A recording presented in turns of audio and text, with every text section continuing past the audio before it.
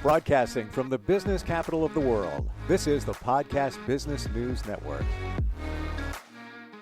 So here we are just into a brand new year. A lot of us have some diet goals. A lot of us have some fitness goals, even physical and emotional goals. Well, we're going to take care of part of that today. I want to call her your diet guru. She is Dr. Maryam Dadkhah. How are you, Maryam? Good. How are you, Steve? Doing fantastic. I will be honest, as I always am. I was running late before I came in here, and not more than, maybe 12 minutes ago, I had a sandwich from a gas station. Don't judge me. I won't. I promise. Totally true story. I tried to pick what I thought would be the best thing to eat, and it was a Italian club sandwich. But I want to get into that because a lot of us know that we should be eating better. We assume that, okay, like for me today, I had a sandwich. I had carbs. There was some protein. I guess there's some fat included in that. It was a last minute decision. I assume it's right, but you're the person that somebody can call upon anywhere really in the world for diet advice. What should be your first tips, for somebody, starting a diet or starting a new year? What would you suggest? Well, I would suggest that look at your lifestyle, look at what works for you. What are your capabilities? What are your limitations? So let's say very much like what you told me, if you're running late, if your best option is a gas station, see what is the best option when you go to a gas station. I give you an example. I do have people like you. So let's say you can go to a gas station and get a couple of slices of pizza, or you can get a fruit on the side or two fruits on the side. Sometimes they might have salad, not the best salad, but they might still have salad, or they might have a smaller sandwich. And then you can mix and match a few of these ones to make it slightly healthier. It might not be 100% perfect, but still is a step forward from having a sandwich and chips and soda, all those combined. So you mentioned pizza. Let's talk about pizza. By the way, before we even go there, Eatwellguru.com is your website, right? That's the one, correct. Lots of great information there. I want to center on pizza for a sec because somebody told me that it's okay to have a slice of pizza. Don't eat the crust because you're just eating, useless carbs. But when you have pizza, you have your protein, you do have enough carbs, you have the fat there. What are your thoughts? And that's not the healthiest thing in the world, but what are your thoughts on pizza? Well, so you gave me the case of pizza and you gave me the case of sandwich, right? So Let's look at both of them. Let's break them down. They both have a crust. They do come with either bread or a crust. Then in your sandwich, you might have a slice of cheese. On your pizza, you might have cheese. Then you might have some sort of deli meat in your sandwich. Same thing on the pizza. Let's say you might have pepperoni. They're very similar. Yeah. I don't want to basically say sandwich is better than pizza. They might be very identical. The portion size matter and what we combine it with. So it's not that because I know what to eat, I would never do pizza. I do pizza, but I try to make it healthier, add healthier toppings to it, throw a salad on the side. So what I'm saying is it's doable with any lifestyle. And then when you look at the basically ingredients, you might end up with the same thing from a sandwich point of view or a pizza point of view. Okay, fair enough. How about some tips for somebody that is starting a diet? We make these goals and we say, all right, I'm going to lose, 15 pounds, whatever it might be. What's the best way to approach that? Great question. So one thing that we need to know, especially let's say from a dietitian point of view, when we talk diet, is not always a restriction. Sometimes it's someone's meal pattern. So when we say add these items to your diet, means that have them on your daily routine in your meal patterns. But with the diet, we do have this mindset that people think that they need to lose 10 pounds in 10 weeks, 10 pounds in 10 days. And there are so many like commercial diet companies, things like that are to play for that mindset. Most of the times, those kind of mindset fail. People go through all these restrictive eating habits that they drop few food groups, they might avoid the foods that they had all their life. and they can do it for a certain period of times. Some people do it longer, some people shorter, but usually what we see after these extremes diet, we see people come back to where they first started, and even their weight might go higher than when they first started.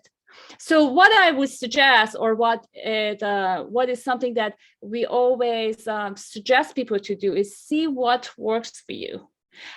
Sometimes small gradual changes make it like a lifestyle rather than a time period that you go very restrictive and then go back to what you were doing before. Might not be the best solution. We're getting some instant feedback. You can always reach us at instantfeedbacksteve@gmail.com. And this is from, and I'm reading it off my phone right now because I forgot my glasses, but it says, from Stacy in New Jersey, my father has diabetes and always struggles with what to eat. Can you guide somebody who has diabetes? I can. So I'm a certified diabetes educator, and I'm also I'm a lifestyle coach that I did the course for CDC to help with diabetes prevention program. So diabetes, someone with diabetes, basically they can eat everything. They just need to go through some education and learn how to choose better. When it comes to carbs, that's a problem that many of people with diabetes have. And then even some healthcare professionals don't give them the right tip. Is when you have diabetes, doesn't mean no carbs. It means that you need to just be very conscious about it and be knowledgeable about it, know what kind of carbs can help you to have a better management of your blood sugar. Also, how much of it, so how much and what kind is the main thing when it comes to a diabetes management. Then depending on where they are with their other health concerns, so they might have high cholesterol, they might have blood pressure. Those are also other areas that we can help and listen and see where they are to basically bring them to a place that we see numbers looks good, they're in a better shape, and so forth. You know, I wanted to share a personal thought because you mentioned cholesterol. I have low cholesterol, except once it spiked, and I can't remember if it was the LDLs or the triglycerides. Can't remember. I'm not the expert on that at all. But I got that phone call from the doctor, and they said, "Yeah, we need to talk to you." And they wouldn't even tell me over the phone because it was so high. I'm like, "Oh, tell me what do you got to tell me?" And that's what it was. And you know what? You know what made it spike? No, what was it? There we go. I was on a crazy schedule at the time, and I was eating protein bars. And I would, at 1 a.m, I would be busy during the day. I'm like, you know what? It's got to be good for me. I'll just grab another one and make that, lunch because I don't have time to eat. And the sugar in those elevated my cholesterol because I thought back, what did I just do differently in the last 3 months? And that's what it was. So a lot of times we're eating things and not even aware. You think it's good for you. A protein bar, okay, sure, it's got protein in it, but it's loaded with sugar, right? Correct. But let me tell you, it depends on which of those numbers were up. So if your LDL is up, it's not necessarily the sugar, especially when you're talking about the protein bars. Well, I think it was triglycerides. So that would be. It was triglyceride. Yes. Then that would be the sugar, right? Correct. Then that's what it was. Yeah. Right. What is okay to eat when it comes to those kind of things in terms of protein bars, protein drinks? Are you a fan of those? So those are the ones that I recommend most people to. We consider them like a discretionary calories for most part. Okay. You need to look at the ingredients. You need to look at the nutrition information, and then basically make yourself more knowledgeable about which ones are good, which one are not so good. So I don't recommend shakes and bars and things like that as much as possible. Unless with someone that I see that they struggle with cooking, struggle with eating out, all of those, then we might consider to suggest something like a protein shake. But again, we have to be very conscious about who is eligible to get those recommendations. One problem that I have both, especially with the protein bars, is one is sugar content of them can be high. The other one is in many of those ones, they might use palm oil or coconut oil or palm and coconut products. even though they are plant-based fat, those are the plant-based fat that American Heart Association categorized them in the list for lose it, because they can increase your bad cholesterol levels. Gotcha. Okay. Well, I think we're on the same page here. How did you get started in what you're doing as a dietitian, as what I call the diet guru? How did this all begin for you? So that's a great question and a great story. So I had a grandmother who was very much into traditional medicine and reading about herbal medicine, and this food can heal and help with this condition and so forth. And you name it, any book, anything like that that was out there, she would read it a million times. And then articles, videos, TV shows. She knows all these people by name, everything about these people that have something to do with nutrition. Mm-hmm.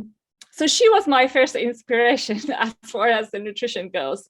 Then when I was in middle school, I had an English teacher who studied nutrition in the US. And that was the first time that I've heard that there is such a field as nutrition. So it made me more interested that, so that's a career path that I can follow. And I already had that inspiration from my grandma.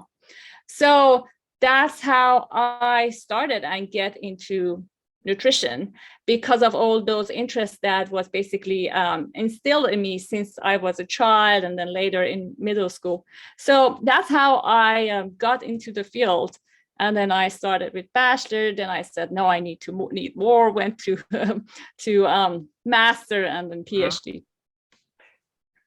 It's about a relationship with food, right? We all have some kind of connection to food. It is food, and there's a phrase that goes, "Food is love." And food is life. Mm-hmm. What do you suggest for people that wind up in the kitchen, let's say past dinner time, like 3 or 4 times, grabbing a snack and find that they can't stop themselves from doing that? So, good. So there are a few reasons behind that. One being, I've seen in many people that what they do is they usually skip the breakfast. There are so many people that they're not big with eating a proper breakfast. Then they might think that also they help with the weight because they do some sort of intermittent fasting. Then we get to the lunch. Again, lunch might not be as comprehensive that we would like to see it. It might be a grab and go, a small lunch. Comes the evening, also we might have the hunger hormone going skyrocketed. What we are expecting to happen is basically we have this ravenous person that is tired from the whole day, didn't eat properly or enough throughout the day. So it's almost impossible to control snacking behaviors when the workday is done. Plus that you're not busy. So during the workday, you might be busy and you might not even think about hunger. But then when the workday is done, that's when the control is almost impossible. So I would suggest is maybe we need to reconsider how we eat before the workday ends, and then think about having lighter meals when the night comes.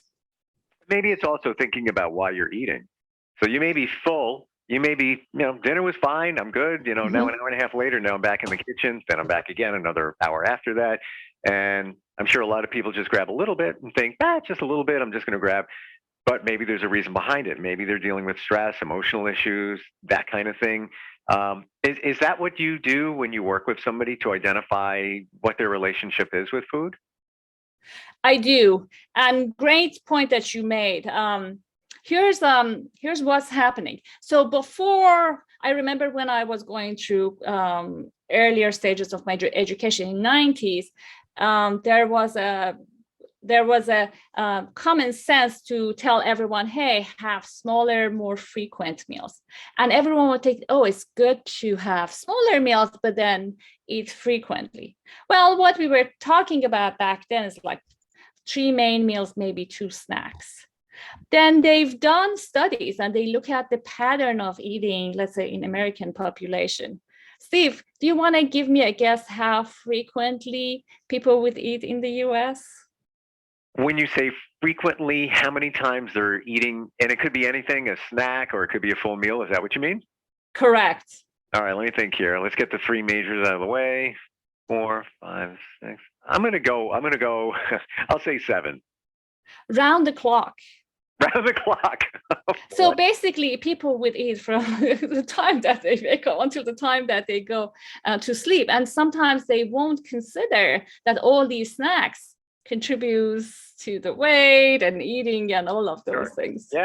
Yeah, I'm guilty as charged. I'll go in. I've already eaten, and I'm finding myself doing it recently, and maybe because it's colder out, that might stimulate your appetite, even though you're not really hungry. But, right.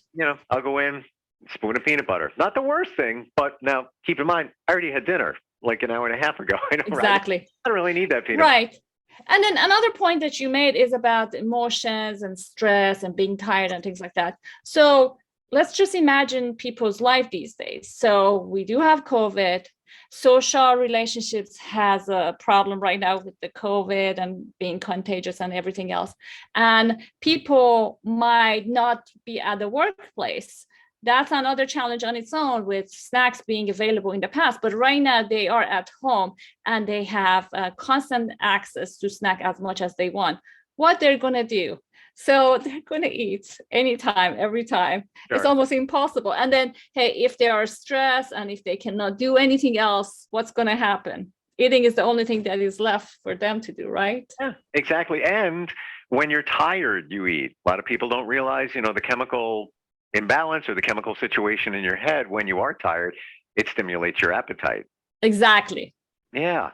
So we're talking with Dr. Maryam Dadkhah, and she helps you out with nutrition therapy, diet services. You can find her at Eatwellguru.com. You said it before, and I want to circle back to it. Mm-hmm. Fasting.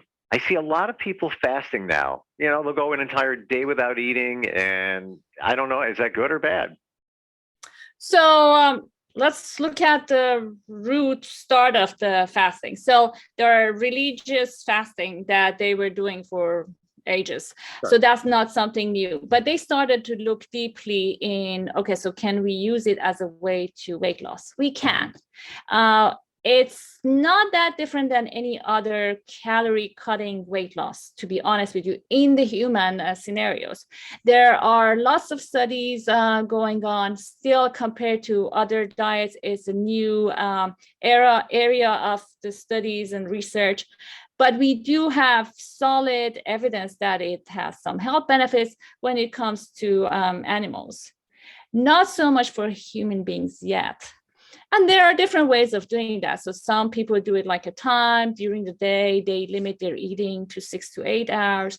There are other ways that they do alternate days. So they might diet, or they might restrict their eating 5 days a week, or they restrict eating 5 days a week, and then 2 days a week they eat whatever they want, or opposite. So the matter how it works is basically you need to cut calories. It doesn't mean that the timing would help you to basically eat less. I have people that they eat between 12 to 8, but what they do is they condense all the meals that they were eating throughout the day within that 6 to 8 hours, thinking that's the way the timing works with the weight. It doesn't. So it's basically cutting calories is how it helps for people to lose weight. Getting instant feedback. Pam is in Detroit. And by the way, you can reach us, instantfeedbacksteve@gmail.com. She says, my friend is on the keto diet. Is that a good idea? Well, so let's talk about keto diet, because some people mix keto diet with Atkins diet. So keto diet is very extreme diet. It has something like 70, 80, 90% fat. And then 5% carbs. So with depending on which version of it you're doing, even sometimes non-starchy vegetable is not allowed in a keto diet. And then maybe 10 to 20% protein. And many times we actually like the protein to be on a lower side, so we have those ketosis to happen. If it's more than that, the ketosis might not even happen with a ketogenic diet. So what people make mistake that is a ketogenic diet is a high protein diet. If it's a high protein diet, it's very much imitating something like an Atkins diet, which is like about 30% protein, like 40% fat, and it has, let's say, up to 100 grams of carbs. So that's one is, let's make sure that when you talk about the keto diet is an actual keto diet, not this version of it that people do these days with high protein. It actually helps with kids that they have uncontrollable seizure and where the medication doesn't work. So we use it at the children's hospital to help with those kids to control their seizures. Wow. And it was very extreme. I remember that in one of my first jobs, we were helping kids with those kind of seizure, and we would give them sticks of butter with pretty much every meal. And even say stick of butter. Exactly. Wow. So what are you getting there? Obviously, you're getting a lot of fat. Maybe there's some protein, no carbs, right? In the butter? Almost no carb. Almost no carb. Correct. Protein, I doubt it has any protein. It's mostly just fat. Yeah. You can make it a little bit healthier. So you, instead of butter and heavy cream and things like that, you can choose more plant-based fat that are healthy, like olive oil and avocado, things like that. But basically with ketogenic diets, that's the risk that we have. So let's get to the question that, is it healthy? So it helps with the weight loss. It's not for everyone. We know that if you do the traditional one with those high fat animals and things like that, there's a risk of cholesterol, everything to go up. And very much like the diet that I told you, it's an extreme diet. We drop so many foods. People can do it for a short period of times if they're looking for something fast and furious. And then after that, you have to decide now what I'm going to do after I lost 10 pounds. Because many times people become so ravenous afterwards that it's very hard to keep them on a calorie monitored diet that they can maintain that weight that they lost. So it's not for everyone. With some people, they have really good success. For some people, again, remember what I told you about intermittent fasting is not about timing. Sometimes you need to basically create that calorie deficit, that calorie reduction to see the weight coming down. Now, you mentioned Atkins diet. Real quick on that, are you a fan of it? I will tell you personally, I haven't officially done an Atkins diet, but I try to eat like that, where there's a certain amount of protein, more protein than anything else. Then you have your carbs, and then you have your fat. What are your feelings on a diet like the Atkins diet? So we basically categorize it very much like in the category of keto diet or intermittent fasting. So it's a weight loss diet. It's a commercialized diet. They had a little bit more research in the area of weight loss compared to other ones. We know in short period of time, it works. In long period of time, again, that's the question, how you're going to transition to people to normal eating. If you want to have your pasta back, if you want, because the carbs with the Atkins diet needs to be limited under 100 grams a day. So let's say, hey, if you have a plate of pasta, you're done for the whole day. Seriously, right? What about protein, just in general? Protein, everybody equates that with healthy eating. How much protein should you have in one serving, or how much protein should you have an entire day? So not as much as we Americans do. I think that they did an assessment of all Americans. We generally get about like 100 grams of protein a day. What we should do is like 40 grams. That's the requirement. Per day? Per day. Wow. And then if you're an athlete, that's what people equate to, that if you're an athlete, if you want to build muscle, you have to get way more protein. Hey, guess what that 40 grams of protein would come to? When you're an athlete, that 40 goes up to 60. Okay. All right. So, but the thing is, like, if you have a protein drink or a protein bar, some of them say 30 grams of protein in one serving. And I've heard also that your body can't metabolize more than 20 grams of protein in a couple of hours anyway. So it's almost like a waste of calories. It is. So here's the thing. So our body needs the protein for hormones and enzymes and for building blocks for our skin and for hair and nails and for muscles. But beyond that, we don't have any way of storing the protein. What is going to happen to that protein is most of it is going to turn into carbs. So that's why I told you the keto diet won't work if it's a high protein, because the protein converts to carb. I just want to in here. I never knew that. I've learned that's like a mind blow today, that the protein turns into carbs. And here I am all these years thinking protein, that's it. That's the key. That's what you want to eat. Right. Wow. And then the last one is it also can convert to fat. So if you eat more protein, I always ask my patients. So here in the US, people eat 100 grams of protein. Do you see that most of the population in the US are on an overweight side or muscular side? And then usually the answer is on a heavier side, because we basically, if we eat more of anything, finally it's going to turn into fat in our body and being stored. Sure, absolutely. So we have a couple of minutes left. I want to talk about how you can help somebody if they go to eatwellguru.com. So I do people across the country and across the globe. I do have people even from Africa that they work with me. Wow. I do have people in Texas and California, and I had people in New York in the past.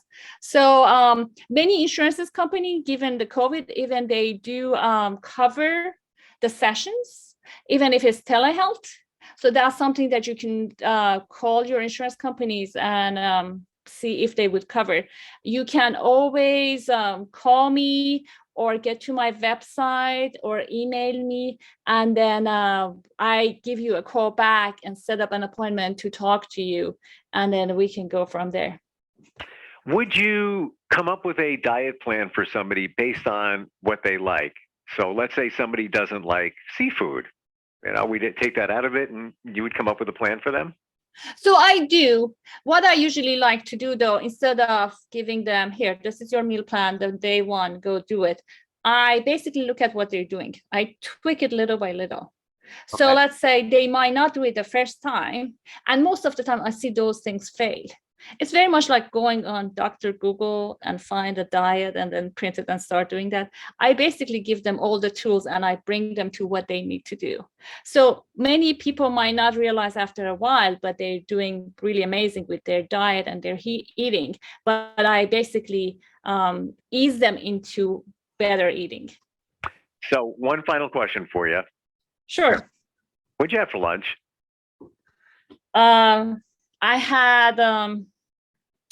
I had stir-fried beans. Okay. And I had Ezekiel bread with blue cheese. Gotcha. All right. I'm just kind of curious what a dietitian and somebody who does nutrition therapy eats. Trying to get into your refrigerator there for a second, but it was fascinating talking to you. We learned a lot today, for sure. Good. I'm glad to hear that. Dr. Maryam Dadkhah, if you want to reach out to her, she's available, can answer questions, see if it's a right fit for you in terms of dietary services and nutrition help. Let's put it this way. We all need help when it comes to nutrition. It's what's fueling your body. I hate to say the cliche, but you are what you eat, and it really is so true. So reach out to Maryam and improve your diet and be well. Thank you very much for being here today.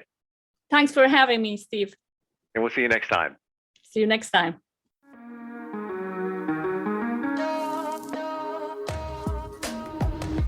Broadcasting from the business capital of the world, this is the Podcast Business News Network.